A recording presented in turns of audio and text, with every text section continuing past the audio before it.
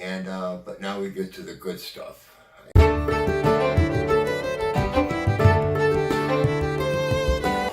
Hello. We are going to have a couple more videos here on with this book, The Molecular Consciousness. We're near the end, and but now we get to the good stuff. And this is the stuff I'll go through it slowly because it's kind of ties in everything that we've done, though there's much more, but you'll understand. And this particular chapter is called The Holographic Universe. It says, now we are going to venture further beyond the borders of science and delve into areas that scientists refrain from exploring. Do not worry too much. Don't forget modern science is limited to the study of phenomena that scientists know how to measure, and that we have no reason to believe that certain phenomena scientists are unable to measure today will not be unmeasurable tomorrow. I assume that many of us are ready to agree that a young athlete at the peak of his career possesses more life force than an old, disabled, and sick man. Yet life force, as already mentioned, is not quantifiable, and therefore this term does not appear in the scientific lexicon. This doesn't mean, however, that life force will never find a place in an equation. We can take another example, our thoughts. I'm sorry, I read that wrong. We can take another example, our thoughts. We all experience different kinds of thoughts. Black thoughts, pink thoughts, clear thoughts, invading thoughts, passing thoughts, and so on. But still, our thoughts are not quantifiable. We can't quantify them. We can't put a number on them. Can't put them in an equation. We cannot assign them a weight, a volume, a code, a color. Yet we don't conclude that. We do not think. So let's take a last example, from which we have already talked about at length. According to quantum mechanics, any particle of matter, sorry about that, no, I haven't been drinking, behaves like a solid body in some cases and like waves in another. We've talked about this extensively. This depends upon the setup of the experiment, or in other words, the observer. However, this does not mean that our particle of matter is a body or a wave, or a body and a wave. But that sometimes it can hit a wall like a solid body does, and sometimes it produces interference, like waves do. However, today we can't observe the interference patterns caused by macroscopic objects. That's an ability we don't have. The first report of an interference pattern produced by matter was made only a few decades ago by two scientists called Davison and Germer. Since then, scientists have observed interference patterns produced by whole atoms. And recently it has been possible to observe interference pattern caused by fluorine, a compound made of 60 carbon atoms. I believe, yes, fluorine is, got another name, I forget. It's a buckyball. That's what it is, buckyball. However, detection of interference patterns coming from far more sophisticated or larger modules is impossible with our current technology. This does not mean that in the 21st and 22nd century we won't succeed in detecting interference pattern produced by our own cells. It is pertinent to mention the work of Jacques, I believe, but I'll pronounce it as Benveniste. I think that's how you pronounce it. In the 1970s, Benveniste was one of the most published French scientists in immunology, study of the immune system, until he began to search homeopathic medicine. He was not interested in the therapeutic effects of homeopathy, but in their homeopathy's general claim, which seems to contradict common sense. A homeopathic remedy is prepared from a water or an alcohol solution in which an active compound such as salt is dissolved in a liquid. It is then further diluted through a stepwise process in which the solution is vigorously shaken between each dilution. Highly diluted means that the concentration of the active compound becomes less than 1 milligram per liter, a concentration in which the number of molecules of that compound is very low. They keep diluting it. At some of the very highest solutions currently used in homeopathic medicine, there are no more foreign molecules in the water or alcohol at all. They've been diluted out. It is as if you took a grain of salt, poured it in an Olympic pool, filled it with clean water, and drank a glass from it. Would you taste the salt or feel the action of salt in your body? Homeopathic claims that the higher the dilution, the stronger the effect of the active compound on the body. And boy, you have to make sense. You have to admit that makes, it seems contrary to what we think of as human beings, with how we think. In other words, homeopathic claims that even though there are no more molecules of the active compound in the water keeps in its memory the souvenir of the molecules that were formerly dissolved there, their trace of their passage, their footprints. Benevisti's results were totally unexpected, including for him. They showed that there was truth in this strange claim. Benevisti published these results and launched the concept of the memory of water. However, he could not reproduce his results at will, and his colleagues banished him. He quickly found himself isolated. Therefore, nevertheless, he continued recording information from highly diluted aqueous solution like one records a piece of music. He died at an early age of 69. Although Jacques Benevisti has been buried and much too soon, his results and ideas were not. In 2011, less than a decade after his death, all these French guys, I can't pronounce their name. I'm going to call him Monty. So forgive me. Monty, a French virologist and 2008 Nobel Prize winner, praised him. Monty explained that he believes Benevisti. His own results suggest that traces of certain biological molecules could be detected and recorded, much like Benevisti had done. We can therefore cross these artificial and probably temporary limits without too much apprehension and enter the zones where scientific constraints are no longer an obstacle to our imagination. Einstein himself said that imagination is more important than knowledge. According to legend, he conceived the theory of relativity by imagining he was a photon of light. This revolutionized physics long before his theory could be verified, which did not occur for another 15 years. Einstein discovered the theory of relativity by imagining himself simultaneously at the researcher's position, at the subject's position, and at the place of the measuring device. As we have seen, information is written in every particle of matter and every atom, every electron. We therefore have no reason to believe that information transfer involves only biological activity. In fact, we are part of an immense network of information coming from a furious chemical activity that of living matter is in constant motion, and that of inert matter also is being constantly transformed, whether by the smallest atmospheric change or by our manipulations. In each chemical reaction, energy flows, and so does information. How? We believe information flows through interference, since these particles are strange entities which, when we do not observe them, behave like waves.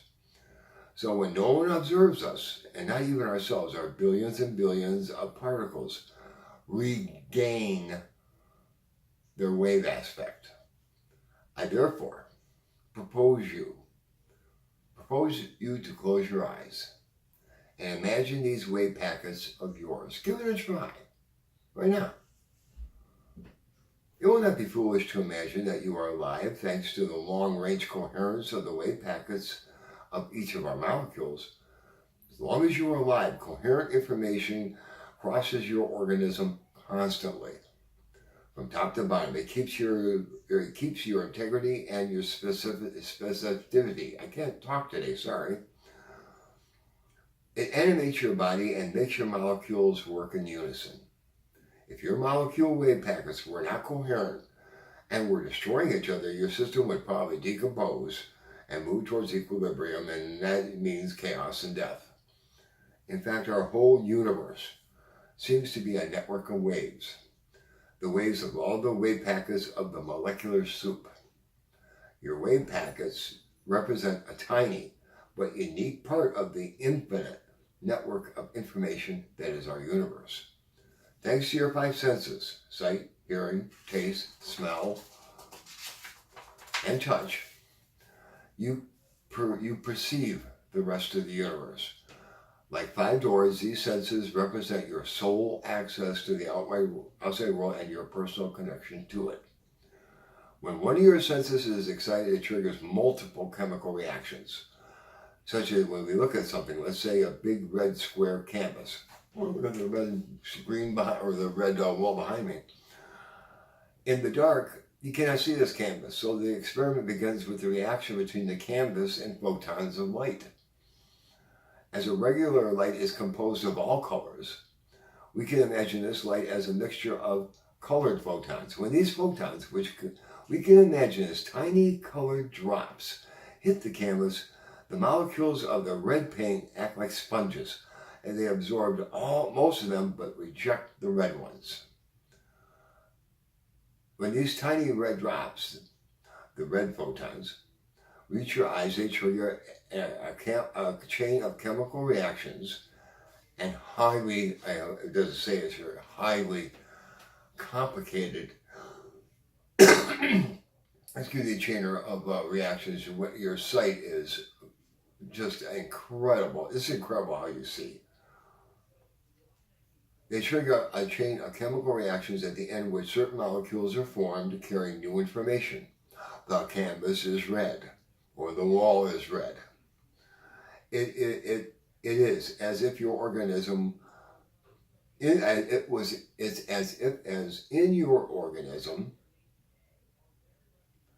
there was a radio giving a news flash that we can hear from inside. Comparable chemical processes accompany all your sensations of seeing, hearing, smelling, tasting, touching. They're all chemical. They all trigger chemical chain reactions at the end of which you and your molecules get information, most of which you aren't even aware of. In his article, this guy reminds us that we are nothing but a chemical factory. For instance, he writes that a man and woman who are attracted to each other, the whistle blows in the love department of the factory. Phenylethylamine is a neurotransmitter and a neuromodulator of libido, believed to be associated with both sexes with the event of falling in love. If it happens that our protagonists become more intimate in his factory, the whistle will blow quite loudly at the nitric oxide department. Nitric oxide, which is a natural Viagra, will reach his penis, causing a cascade of chemical events, by the end of which the muscle cells are depleted from calcium, causing the muscle to relax and enabling blood flow into the penis and the eventual erection. In her factory, the production of oxytocin will suddenly rise and eventually cause her to orgasm. When we grant our brain the role, or we usually grant our brain the role of a control room, we believe that our brain, this fantastic and complex network of neurons, ensures that the information flow from outside of our organism. DNA sequences of one species are so similar to that of another that mistakes might occur easily. Without some control, nothing would ensure that, for example, a woman who mostly eats dairy products would not start to low like a cow or give birth to a calf, or that we ourselves would wake up one day with fangs and a tail. So I feel that way. It seems plausible to imagine that all of our organs, our brain, would be the one to do the job. It would gather information, sort and distribute it, just as mail is sorted and distributed to the right address. There's nothing unusual about granting the brain this role. However, it seems that our brain is more than a simple postman or traffic policeman. Let's remember that the brain has been clever enough to conceive of both the radio and the fax. We therefore can expect it to be at least as sophisticated as these machines. A radio, for example, receives electromagnetic waves full of information, sometimes sent from abroad, and transfers them into sound. Fax machine also receives electromagnetic waves containing information sent from the other end of the phone line, and transfers them into a text or image, much like a translator translates Chinese and English. As our whole universe is a network of information waves, we might imagine our brain not only directs information, but translates it, at least part of it, for us. It would seem plausible to think that our brain translates the information coming from our visual system into shapes, sounds, that coming from our auditory system into sounds, coming from our olfactory system into smells, coming from our gustatory system into tastes. Finally, our brain translates the information that strikes our skin into textures.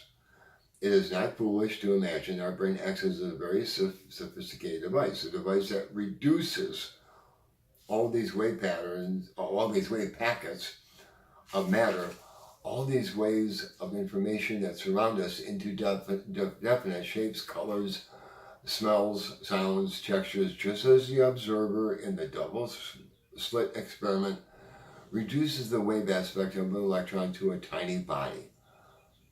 Our brain would be the ultimate observer of the universe. It is quite mind-blowing to realize that from a scientific point of view, nothing prevents us from believing us. Excuse me. Nothing prevents us from believing that we and everything around us are only waves. Waves of possibilities and probabilities. And that when interacting with this very sophisticated device called our brain, these waves are reduced to certainty. A certainty we choose. Then specific information about colors, shapes, sounds, tastes, smells, textures is released. With this released information, our three-dimensional reality is created. However, this reality has been created from waves, like a hologram. Our reality, this is probably the most important sentence in this book. Our reality is, in fact, a hologram, and our whole world, a holographic universe. The idea of a holographic universe is widely spread among scientists that believe that the universe that we see and experience is nothing but a holographic image created by the mind.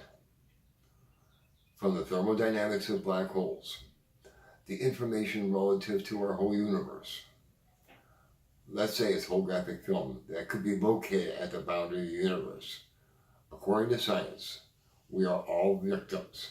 I don't like that word victims, but maybe.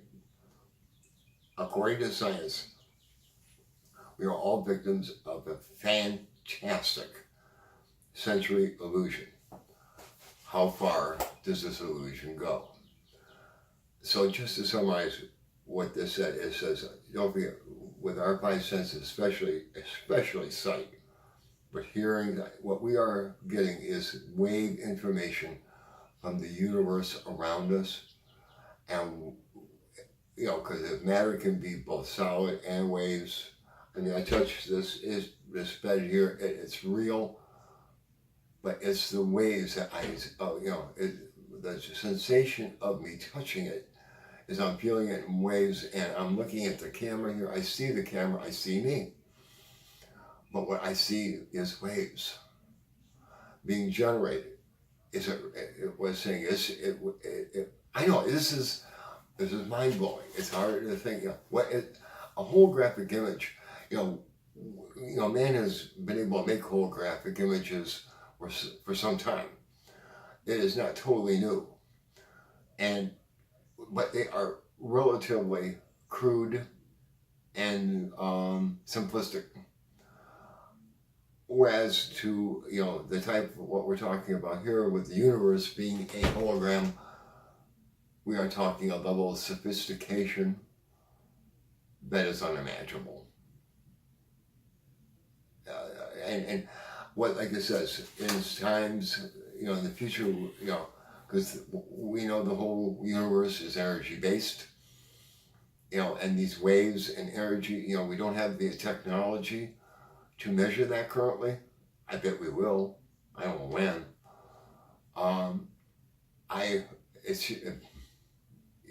As much as they have found out about this in the last 50 to 100 years, it scares me. Not scares, but it could be awesome. Would they come across in the next 100? So we got one more chapter in this. We'll do that with the next video. And give it all some thought. And you want to know something that's okay to be, it's okay it's almost okay to sit there and say, I don't get it. How can this be? The world, the universe sure seems real to me. But the level of sophistication of this hologram is so fantastic, so great, that I don't want to say we're being fooled, but we kind of are. But it's our existence. More to come next video. Thanks.